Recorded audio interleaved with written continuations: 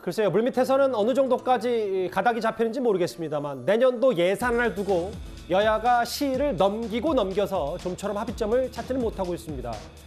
여당에서는요. 한동훈 장관의 법무부와 이상민 장관의 행정안전부의 발목을 잡으려고 하는 거 아니냐 이렇게 야당을 비판하고 있습니다. 박홍근 대표께서는 새 제안이 없는 상태에서는 만날 수 없다는 입장을 밝혀왔다고 전해 들었습니다. 경찰국과 인사정보관리단은 정부 조직법 범위 안에서 합법적으로 설치된 기관입니다. 이것을 부정하고 발목 잡아서는 안 될 것입니다. 다시 한번 민주당의 협조를 요청합니다. 국민의힘은 대통령실의 하명만 기다리는 무기력한 식물 여당입니까? 대통령도 특권 예산에 대한 집착을 거두시고 민생 예산을 수용해서 이 교착된 전국을 해소할 수 있기를 바랍니다. 아직도 의견을 좁히지 못하고 있는 예산안 핵심 쟁점.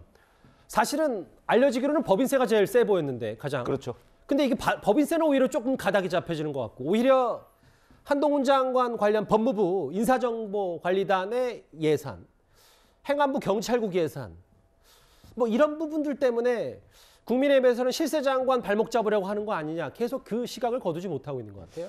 그렇죠. 아니 기본적으로 민주당에서 자 한동훈 예산, 이상민 예산 이렇게 얘기를 할 수가 있는 저 두 가지의 예산을 지금 문제 삼는 거는 원인은 거기에 있습니다. 사실은 이게 시행령으로 만들어진 거 아닙니까? 예. 그러니까 시행령으로 만들어진 것이 법률 위반이다. 아마 이런 시각을 가지고 있는 것으로 보이는데 어찌됐든 간에 시행령으로든 뭐든 간에 저 두 개의 기구는 지금 가동이 되고 있습니다. 예. 그렇기 때문에 저 가동이 되는 그 정부 조직에 내년도 예산을 배정하지 않겠다.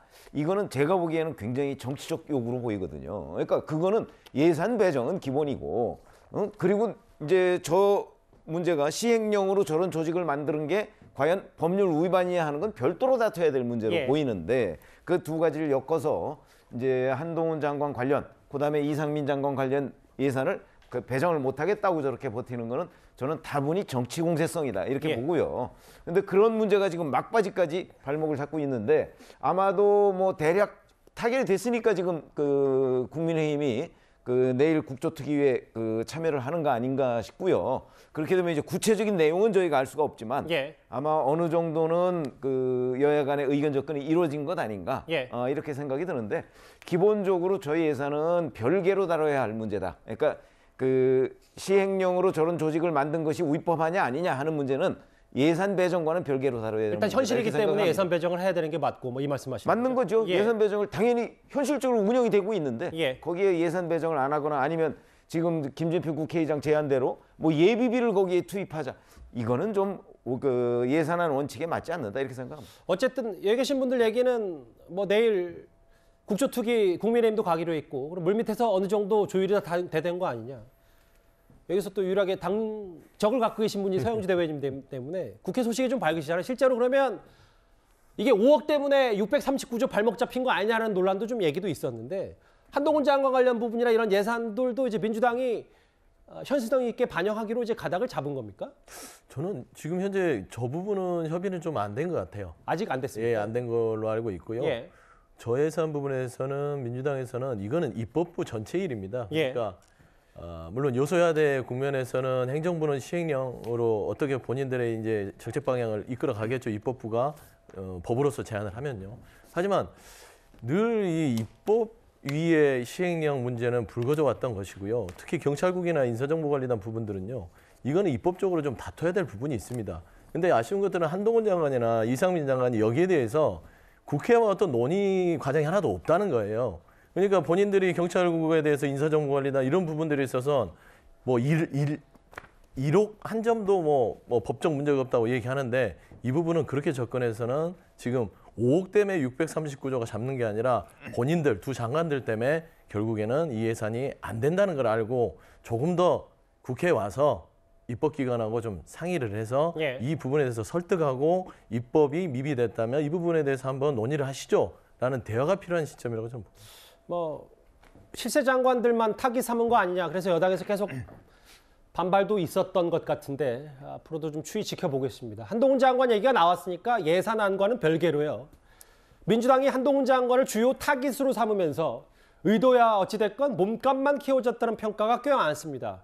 그런데 윤석열 대통령이 되기 전에, 그러니까 윤석열 당시 검찰총장의 주가가 한창이던 시절 윤여준 전 장관이 여러 전망을 내놨었던 적이 있었습니다. 오랜만에 윤 전 장관이 모습을 드러냈습니다. 한번 목소리 들어보겠습니다. 대한민국에서 검찰의 일은 국민을 범죄로부터 보호하는 것이고 할 일을 제대로 하는 검찰을 두려워할 사람은 오직 범죄자뿐입니다. 과거에 의원님께서 장관이실 때 검찰총장을 완전히 패싱하시고 인사를 하신 것으로 지난 정권 하에서 윤석열 당시 중앙지검장이 임명될 당시에 검찰총장은 없었습니다. 저는 김어준 씨나 황운하 의원과 같은 직업적인 음모론자들이 이런 이국민적 비극을 이용해서 정치 장사를 하는 건 잘못된 거라고 생각합니다. 한동훈 장관의 뭐라 그럴까요? 그 자기 생각을 간명한 논리화하는 능력도 있어요. 전달력이 좀 짧고 임팩트가 이제 효과가 있잖아요. 제목이라는 건 적재적소가 있는 것이지 논리가 명쾌하다고 정당 대표가 되는 건 아니에요. 그러니까 정치화 생각을 하지 말라는 거예요. 제가 볼 적에는 정치의 소질이 있어 보이진 않고. 오랜만이네요, 윤 전 장관. 위원정 의원님. 네. 임팩트가 있고 간명하고 뭐 논리가 명확하다 이런 극찬에 가까운 칭찬도 하면서도 장관직에 최선을 다하겠다는 한 장관, 본인도 일단 본인 스스로 선을 그었는데도 정치에 소질이 없다고 평가를 했어요. 좀 어떻게 받아들이십니까? 글쎄요. 저도 오랫동안 정치권을 취재를 했습니다만은 저는 정답이 없다고 봅니다. 정답이 있다면 윤석열 대통령이 됐겠습니까? 왜냐하면 검찰총장 하던 분이 갑자기 1년 만에 대통령이 된다는 건 이거는 뭐 어떤 면에서 보면 정치 논리적으로 보면 그동안에 예전에 어떤 정치인들이 가지고 있던 논리 속에서 말이 안 되는 이야기죠. 정치를 평생 한 분들도 대통령 안 되는 거 아니겠습니까? 마찬가지로 정당 대표도 마찬가지라고 저는 봅니다. 이준석 전 대표도 뭐 정당 대표 했지 않습니까? 그러니까 이게 어떤 면에서 시대에 따라서 정치인의 자질과 능력 이런 것들이 요구되는 사항들이 저는 다 다르다고 봅니다. 예. 아니 뭐 프랑스의 마크롱 대통령이 갑작스럽게 대통령이 될지 누가 알았겠습니까? 그러니까 마찬가지로 어떤 상황에 따라서 요구하는 시대가 요구하는 정치인의 자질이 있는 것이고 정치인에게 100% 완벽한 자질이 있는 사람은 없습니다. 예. 그중에서 어떤 부분이 그 시대의 소명과 맞느냐에 따라서 사실은 정치적으로 성장하기도 하고 그렇지 않기도 하는 것이거든요. 그게 공정과 상식을 바탕으로 한 윤 대통령이다. 뭐 이렇게도 그렇죠. 밑바닥에 왜냐하면 보시는 그 겁니다. 시대가 요구하는 게 이게 법과 원칙이 좀 지켜져야 되겠다라는 예. 것 때문에 이제 윤석열 대통령을 선택했다라면 자, 그다음에 어떤 이 5년 뒤에는 국민들이 어떤 걸 요구할까라는 것들이 이제 예측이 되는데 그 예측에 예를 들어서 한동훈 장관이 가지고 있는 정확한 논리와 어떤 명쾌한 논리 그렇지만 뭔가 사람들과의 어떤 까칠한 면들 뭐 이런 것들이 하나의 매력으로 될 수가 있고 예. 단점으로 될 수가 있고 장점으로 될 수가 있는 것이거든요. 예. 그러니까 어떤 정치적인 걸 평가를 할 때 이런 게 없기 때문에 당신은 안 된다라고 하는 것은 저는 너무 고리타분한 정치 자질에 대한 평가가 아닌가 그런 생각이 듭니다.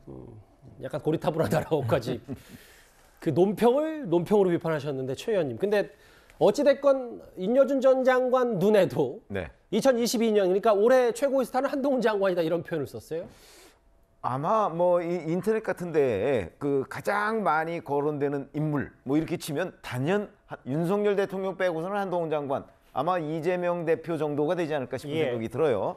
그러면 우리가 윤석열 대통령과 이재명 대표는 대선에서 맞붙었던 그 라이벌이고 근데 한동훈 장관은 사실 그 반열에 전혀 낄 수 없는 사람인데도 불구하고 거의 그 수준에서 지금 그 많은 국민들의 그 입에 오르내리는 사람이란 말이죠.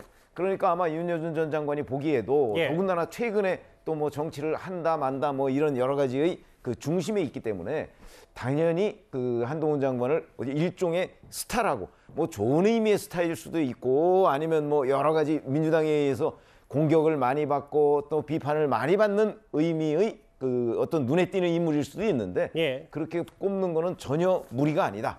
다만 이제 그 자질에 관해서 윤여준 전 장관은 정치인의 자질이 없다고 했지만 제가 보기에는 이제 그걸 우리가 정치권에서 흔히 시대 정신 얘기를 많이 합니다.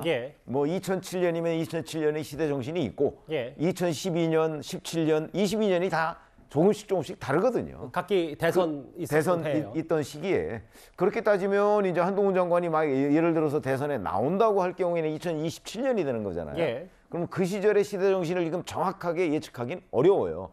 아마도 만약에 국민들이 우리 정치도 정말 똑부러지게 뭔가 명쾌한 정치인들이 나와서 정치를 정리해 줄 필요가 있다고 한다면 시대 정신에 한동훈 장관이 딱 맞을 것이고 예. 그렇지 않다면 한동훈 장관은 대선 후보는커녕 아마 뭐 국회의원 정도도 또 못하는 사태가 빚어질 수도 있거든요. 그러니까 지금 현재 뭐 우리가 보기에 이 사람은 자질이 있다 없다 평가하기에는 아직 이르다. 예. 저는 그렇게 생각합니다. 화면 잠깐만 보면 실제로 한동훈 장관은 직접 선을 그었기도 했고 손살에 쳤고 실제로 본인 차출설 아무 언급도 없었는데 계속 나오니까 분명히 장관직에 최선을 다하겠다고 했는데 계속해서 차출설이 나오고 이어지는 주에서 나옵니다만 원희룡 국토부 장관도 뭐 장관 역할만 생각 중인 얘기 나오는데 소 대변인 뭐 하실 말씀 있으시다면? 예, 저는 이제 보면은 두 분 다 정치를 하고 있다고 봐요. 뭐 원희룡 장관님은 원래 정치인 출신이고요.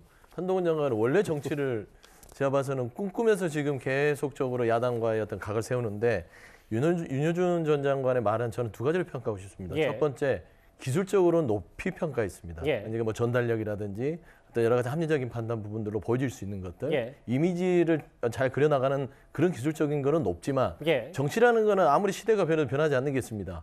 정치는 갈등 조정자 예. 역할을 할 수 있는 인품을 가져야 됩니다. 하지만 제가 봐서는 갈등 조정자 역할보다는 갈등 유발자 역할을 할 어떤 그런 것들을 내포하고 있기 때문에 저는 윤여준 전 장관이 정치는 하지 말고 예. 그냥 어떤 행정가로서 다른 역할을 해라라고 예. 저는 평가하지 않았을까 그렇게 보고 있습니다. 여기 계신 세 분이 3인 3색의 논평을 해주시는 와중에 어찌됐건 그만큼 윤 전 장관 말 맞다나 올해 최고의 스타는 한 장관이다라는 부분에 대해서 그만큼 더 많은 해석이 나오겠죠.